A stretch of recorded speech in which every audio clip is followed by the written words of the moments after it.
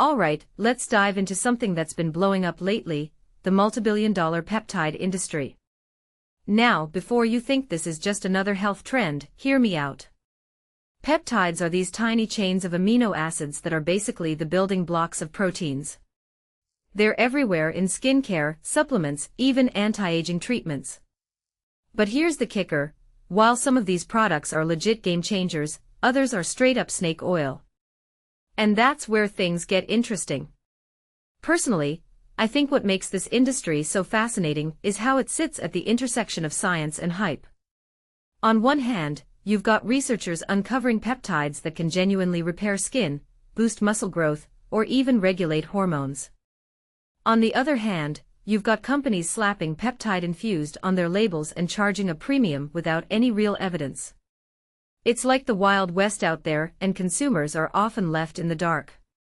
One thing that immediately stands out is the sheer scale of this market. Billions of dollars are being poured into peptide research and products, but what many people don't realize is how little regulation there is. Unlike pharmaceuticals, which go through rigorous testing, peptides often fall into a gray area. This means companies can make bold claims without much oversight. In my opinion, this is a recipe for both innovation and exploitation. Sure, we might get some groundbreaking discoveries, but we're also likely to see a lot of people wasting money on products that do nothing. What makes this really interesting is the science behind it. Peptides aren't just random molecules, they're highly specific. Some can target wrinkles, others can heal wounds, and a few might even fight cancer. But here's the catch.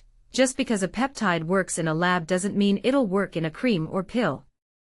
The human body is complex, and absorption, stability, and dosage matter a lot. If you take a step back and think about it, we're still in the early days of understanding how to harness these molecules effectively. This raises a deeper question: are we overhyping peptides? I mean, every time a new study comes out, the media jumps on it, and suddenly everyone wants to buy the latest peptide serum. But what this really suggests is that we're treating peptides like a magic bullet, when in reality, they're just one piece of a much larger puzzle. From my perspective, the real value of peptides lies in their potential to revolutionize medicine, not just skincare or fitness.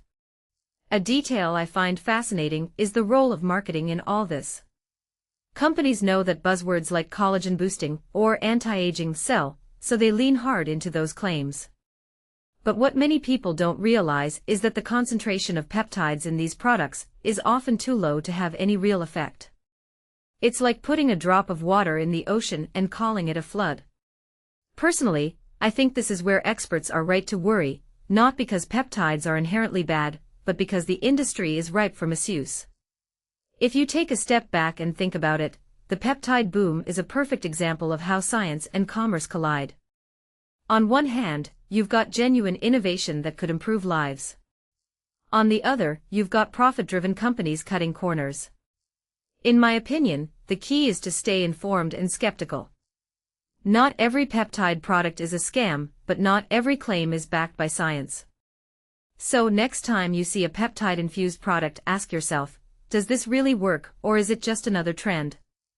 What this really suggests is that we need more transparency and regulation in this space. As consumers, we should demand evidence, not just marketing hype. And as an industry, there's a responsibility to deliver products that actually do what they promise. Personally, I'm excited to see where peptide research goes, but I'm also cautious about how it's being marketed right now. So here's my closing thought: peptides are a fascinating frontier in science, but they're not a miracle cure. If we approach them with curiosity and critical thinking, we can separate the breakthroughs from the BS. What do you think? Are peptides the future, or just another overhyped trend? Let me know in the comments below.